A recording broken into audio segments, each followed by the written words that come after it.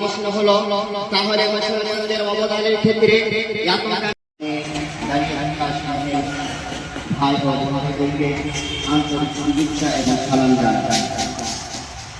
আমি আজকে আপনাদের সামনে যে গুরুত্বপূর্ণ বিষয়টি নিয়ে কথা বলবো তা হলো ভারত শাসনে মুসলমানদের অবদান। এই ভারত একদিনে স্বাধীন হয়নি, দীর্ঘদিনের লড়াই, সংগ্রাম, আন্দোলন এবং অসংখ্য মানুষের আত্মত্যাগের মাধ্যমে আজ থেকে ৭৯ বছর আগে ১৯৪৭ খ্রিস্টাব্দে এই ভারতবর্ষ স্বাধীনতা লাভ করে। এই স্বাধীনতা সংগ্রামে হিন্দু, মুসলিম, শিখ, খ্রিস্টান সহ বিভিন্ন ধর্মের লোকেরা একসঙ্গে এই সংগ্রামে অংশগ্রহণ করে। মুসলমানদের অবদান এই স্বাধীনতা সংগ্রামের ইতিহাসে অত্যন্ত গুরুত্বপূর্ণ ভূমিকা পালন করে।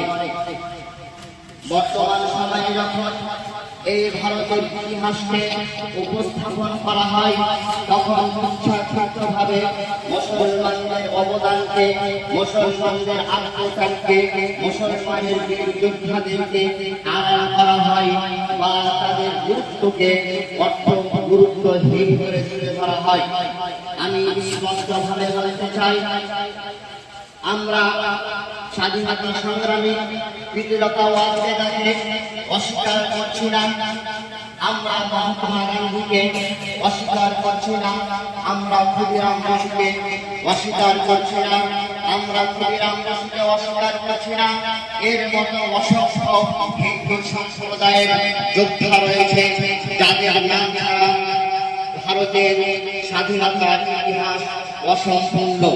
কিন্তু আমার প্রশ্ন হলো, তাহলে মুসলমানদের অবদানের ক্ষেত্রে এতটা নিরবতা আমাদের যোদ্ধা মৌলানা আবুল কালাম আজাদ, বাহাদুর শাহ জাফর খান, আব্দুল গফফার খান, আশরাফুল্লাহ খান, এদের মতো অনেক মুসলিম নেতা যারা এই স্বাধীনতার জন্য, যারা এই ভারতকে স্বাধীন করার জন্য অসহ্য কষ্ট সহ্য করেছে, কারাবরণ করেছে, অনেকে নিজের জীবন পর্যন্ত এই দেশের জন্য কুরবান করেছে।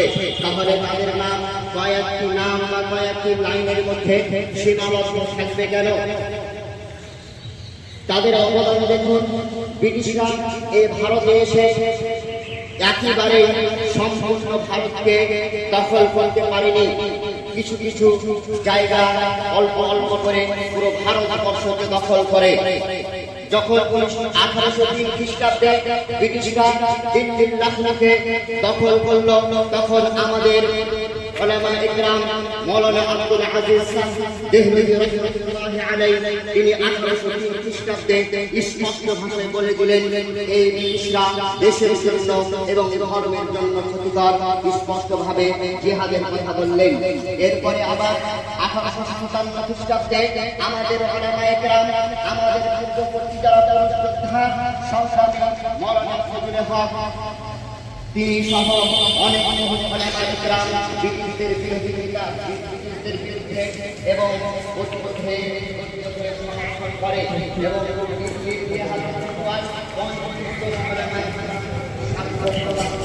যার উল্লেখ পাওয়া যায়।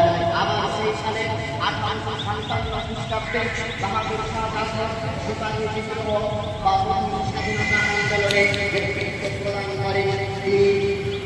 হিন্দু, খ্রিস্টান সকল ধর্মের মানুষকে এই স্বাধীনতা আন্দোলন চালিয়ে যায়।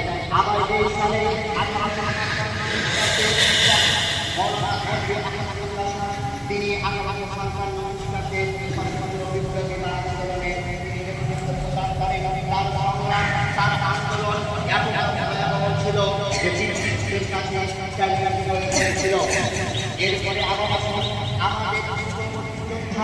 আমাদের সংগ্রামী মুসলিম নেতা আশরাফুল্লাহ খান এক যুবক, তার জন্মগ্রহণ 19 খ্রিস্টাব্দে এবং তাকে ফাঁসি দেওয়া হয় 19 ডিসেম্বর 1947 খ্রিস্টাব্দে। কারণ তিনি রামপ্রসাদ সুষমায়ের সঙ্গে বিপ্লবীদের জন্য ব্রিটিশদের টাকা করে বিপ্লবীদের জন্য অর্থ সংগ্রহ করে ব্রিটিশরা তাকে ধরে ফেলে এবং সেই দিনটাতে 19 ডিসেম্বর 1927 খ্রিস্টাব্দে তখন বয়স তার মাত্র 27 তাকে ফাঁসি দেওয়া হয়। এরপরে আপনি আসুন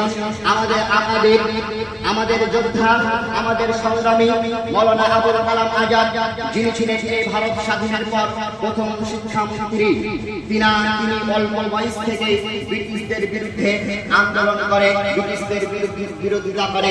তিনি বহুবার কারাবরণ করে।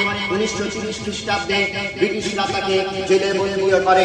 তিনি আন্দোলন করতে গিয়ে বহুবার ব্রিটিশদের হাতে ধরা পড়েন। তিনি 1923 থেকে আবার 1934 থেকে 1946 সাল পর্যন্ত ভারতের জাতীয় কংগ্রেসের সভাপতির দায়িত্ব পালন করে। স্পষ্টভাবে বলতে চাই, এই ভারতের স্বাধীনতা কোনো একক সম্প্রদায়ের নয়।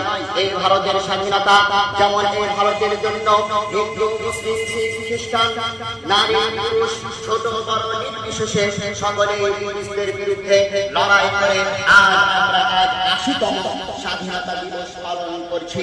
আপনারা সোশ্যাল মিডিয়ার মাধ্যমে যতই কণ্ঠহাসি করুন, মুসলমানদের অবদানকে যতই আড়াল করার চেষ্টা করুন, এই নামগুলো ইতিহাসের পাতায়, স্বাধীনতার ইতিহাসের পাতায় সঙ্গের কালিতে লেখা আছে, যাকে আপনি কখনোই মুছিয়ে দিতে পারবেন না। তাই তো আমরা বলি, সারে জাহাঁ সে আচ্ছা হিন্দুস্তান হামারা হামারা, সারে জাহাঁ সে আচ্ছা। জয় হিন্দ, জয় ভারত। সকলকে ধন্যবাদ। আসসালামু আলাইকুম ওয়া রাহমাতুল্লাহি ওয়া বারাকাতুহু।